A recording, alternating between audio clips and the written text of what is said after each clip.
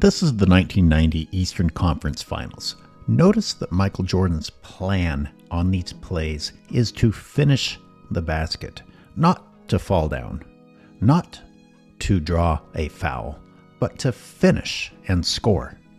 As long as today's game features players who are trying to get a foul call more than concentrating on finishing, it's not going to really matter who you put in front of me. I'm going to criticize the same way.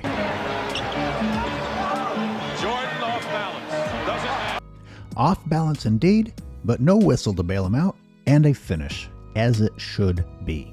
Let's get the pleasantries out of the way, the necessities. I did not watch Shai during the regular season, so I can't speak about his play. I didn't watch him last year either. The playoffs are the opportunity for you to watch players that you haven't had the opportunity to watch in the past. And this is where the players define themselves. I mean, this isn't unusual. As much as us old heads might sound like we watched every game, no, there's only so many games you can fit into your life. And when players that you haven't watched before make it in the playoffs, especially far into the playoffs, this is when you have an opportunity to appreciate them and they start to become a household name.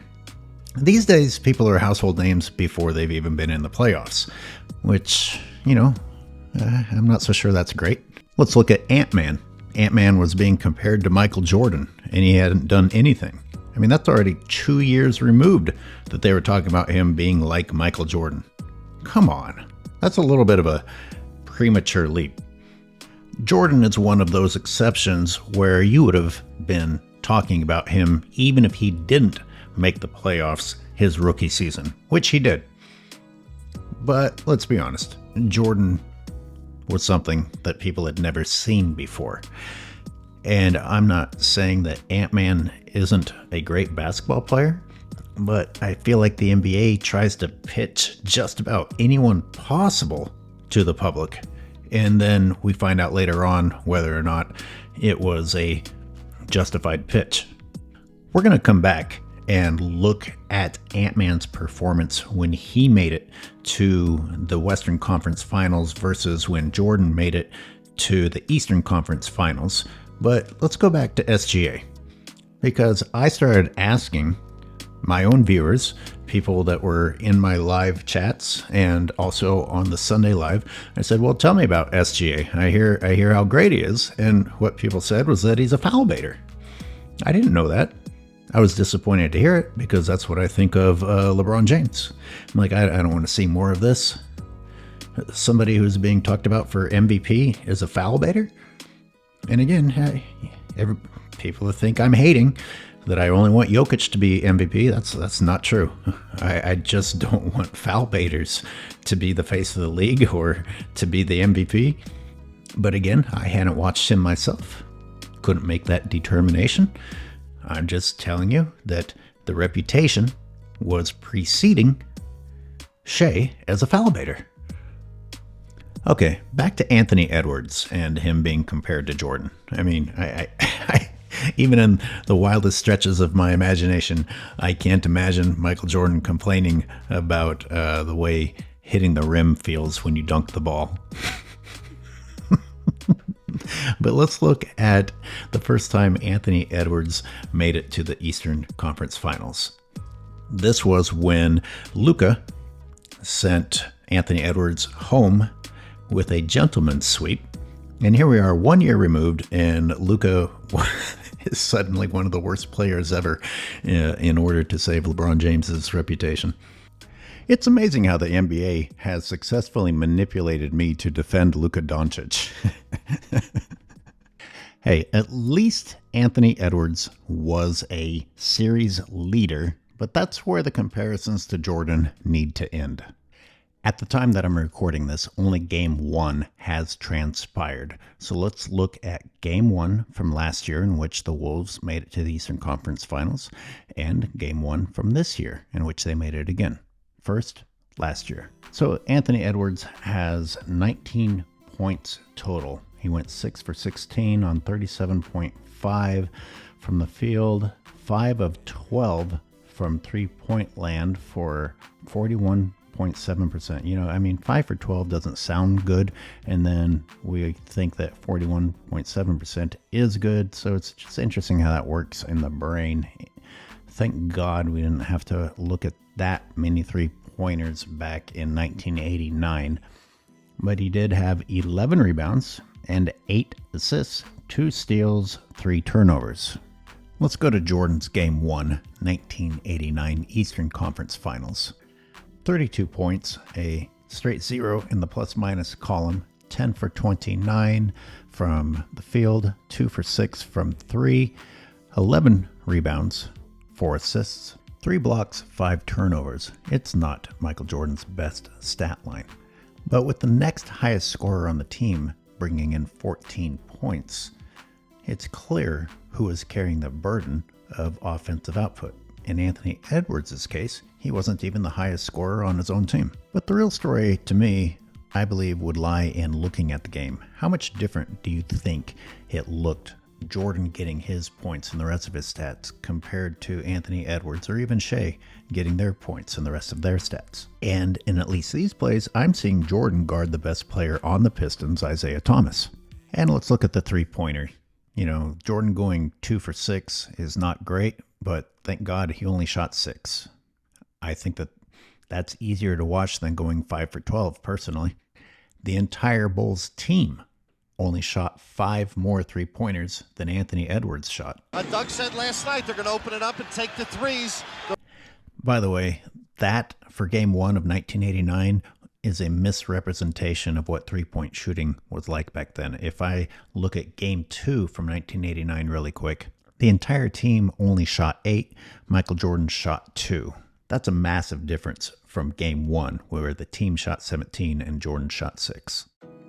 Let's go from Game 1 last year to Game 1 this year. And I'm going to jump straight to the three-point stat. This time, Edwards shot 3 for 8, giving him 37.5%. 5 for 12 got him 41%. Isn't it interesting that 41% sounds so much better to us now because we've been told that shooting at that percent is good? I don't know, man. I don't want to see a teammate shoot 5 for 12. I don't know if I want to see a teammate shoot 3 for 8 either. And once again, he is not carrying the burden of being the top scorer for his team. That was Julius Randle. Now, how many people are responding to what I just said by saying there are other ways to contribute than being the leading scorer? This is true, but Michael Jordan was expected to be the leading scorer and still do all the other things. So if you're going to make the comparison, it needs to be an accurate comparison. If you want me to not criticize Anthony Edwards in the context of whether or not he's like Michael Jordan, then don't compare him to Michael Jordan. By the way, Jordan played 45 minutes. Edwards played 36. Since I looked at Game 1 of Anthony Edwards in 2024 and 2025, let's look at Michael Jordan's Game 1 of 1990 in addition to 1989. So in 1990 Game 1, Jordan gets 27 points, leading the team. As expected, he's up to 45% shooting in this case. Only takes 2 3-pointers. Missed both of them. Thank God there were only 2.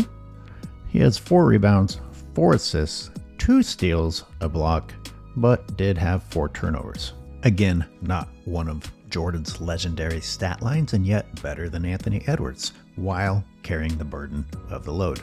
Now, if I wanted to cherry pick, I could skip to Game 2, in which we see that Jordan is once again the leading scorer, but by a smaller margin. But in the other categories, look what he's doing. Again, 20 points leading the team, 7 rebounds, which is good for second, 7 assists, which leads the team, 4 steals, which leads the team, a block, 3 turnovers, which is not the worst on the team. By now, I think even casual fans are aware of what Jordan was facing going against these bad boy Pistons. So again, the real story is what the game looked like.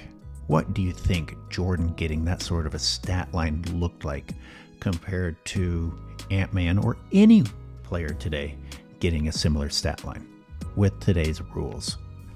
Let's also remember that these were the years of Jordan's hardships, his challenges, getting over the hump. Things would only get better. What do you think is going to become of Anthony Edwards and Shai Gilgeous-Alexander in the long run? I suppose my umbrella concern is that if you are expecting the whistle to solve the problem for you, rather than just solving the problem, your greatness might be short-lived. One last play to look at before we wrap this up. Jordan goes in. Jordan sprained his ankle. Yes, 40 points for Michael Jordan. He came down, yes. I'm going to freeze frame before I get a copyright, but the first thing that stands out to me is that back then, you just didn't assume that it was an exaggeration. And you also kind of expected them to walk it off. These days, even in the playoffs, you're like, oh, well, they're going to call it some exaggerated injury that they could play through if they really wanted to. But instead, we're going to watch the playoffs without the people that we wanted to watch the playoffs for. And indeed, I don't even have to play the rest of this to know that Jordan played through it. And guess what? Jordan was off balance at the beginning of that. You know, he overextended himself trying to get that first step, but there wasn't a whistle for it. Here you have Michael. Now watch how he knifes his way down inside. He's off balance, but now as he comes down, he came down, I'm pretty sure, right on Grant's foot. At least that's the way it looked from that angle. I guess I'm just an angry old Hoops fan, but today I expect them to just go ahead and fall down because it'll get the drama, it'll get the cameras, and most likely the refs will blow the whistle because they just don't seem to be able to resist blowing the whistle when somebody falls down. Anyway, that's our visit of Michael Jordan entering the conference finals for the first time, and Ant-Man and Shai Gilgeous-Alexander. What did you think?